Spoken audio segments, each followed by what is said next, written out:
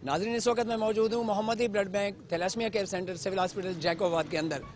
मोहम्मदी foundation के president मोहतरम सरवर अली साहब इस वक्त हमारे साथ मौजूद हैं। वो बाकायदा से थैलेसीमिया सेंटर और ब्लड बैंक का इफ्तिताह हो चुका है। आइए साहब से पूछते हैं कि इन हवाले से इनका क्या कहना है। जी सर। बिस्मिल्लाहिर्रहमानिर्रहीम। हमारा चौथा थैलेसीमिया सेंटर जैकोबाद में खुल रहा है। इससे पहले हमारे 3 सेंटर्स ठट्ठा में, मुल्तान में और कराची में 3 सेंटर्स ऑलरेडी रन कर रहे हैं और चौथा सेंटर यहाँ में खुला या हमने स्टार्ट लिया है।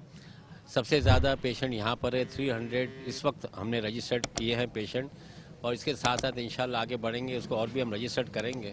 और हमारी पूरी कोशिश है कि अंदरून सिंध के जितने भी पेशेंट हो यहाँ से, जैसे कराची में हमारे पास अंदरून सिंध से और बलूचिस्तान से पेशेंट आया करते थे, हमारी पूरी कोशिश होगी कि ये चूँकि ये सिंध का एक सेंटर पड़ता है जैकोबाद, तो इंशाल्लाह सब यहाँ अतराफ़ से लोग आएँ और जो भी यहाँ पर ट्रांसमिशन के पेशेंट है हम उसको हर मुमकिन कोशिश करेंगे उसको जो है वो उसका इलाज करें और उसको टाइम पर ब्लड ट्रांसफ्यूशन करें।